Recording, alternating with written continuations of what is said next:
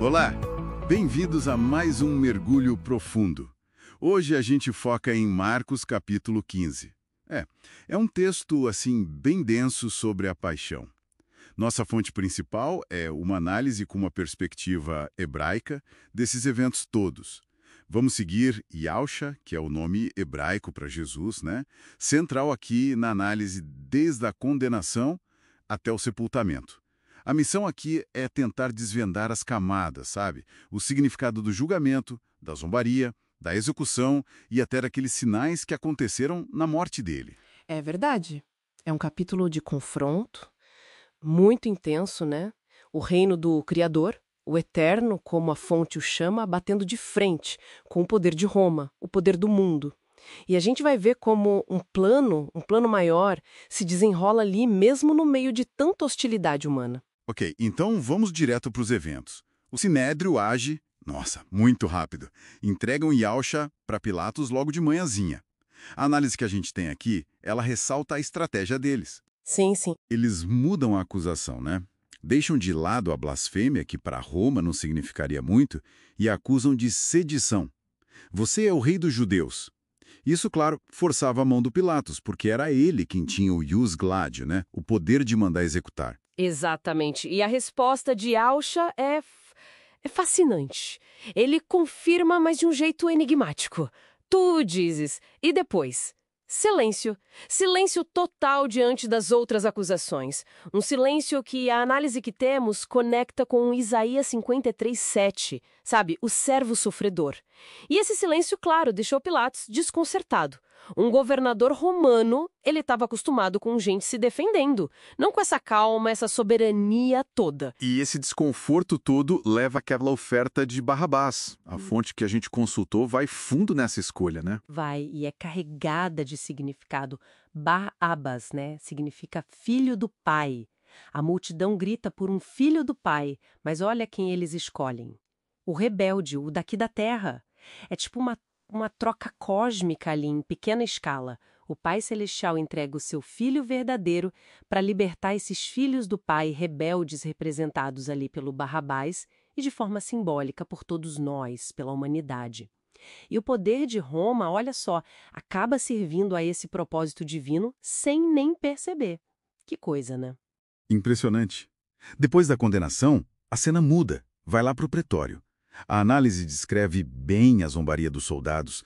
Vestem Yahusha de púrpura, fazem uma coroa de espinhos. São símbolos muito fortes. Fortíssimos. A púrpura é pura ironia sobre a realeza dele. E a coroa de espinhos, nossa, é mais que só uma paródia da coroa de louros.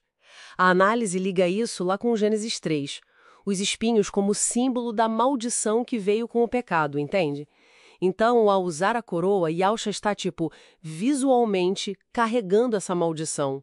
E a saudação deles, salve rei dos judeus, acaba sendo uma proclamação da verdade, mesmo sem querer.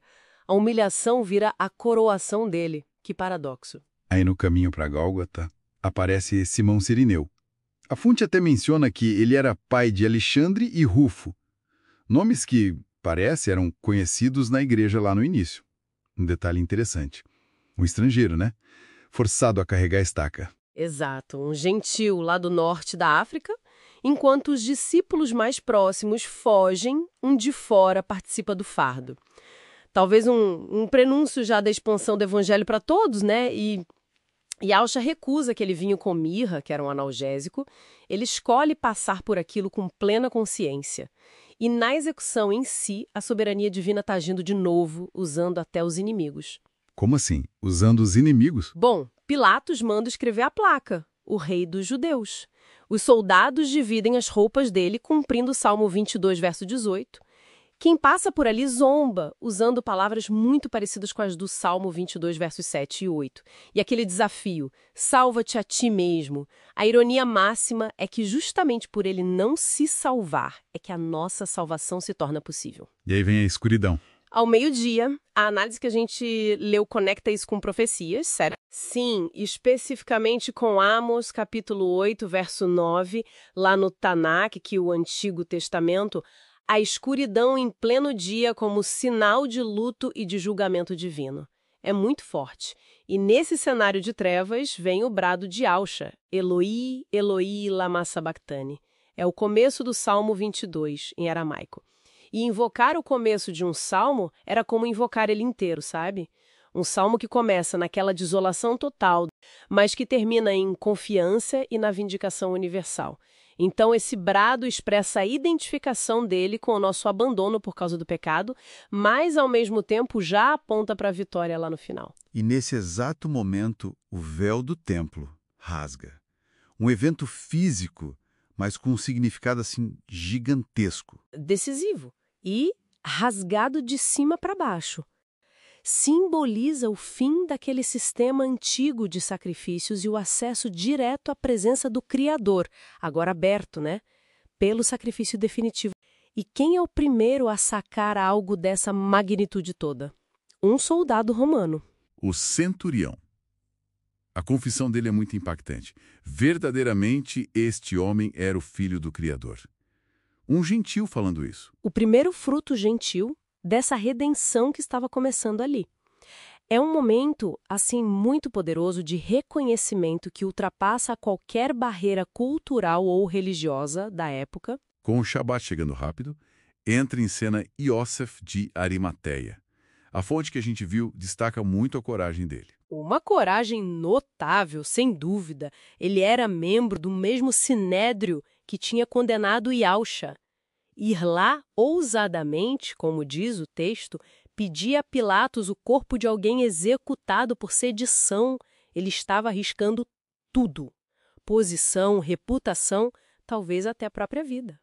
Ele consegue o corpo e providencia um túmulo novo, um túmulo de rico.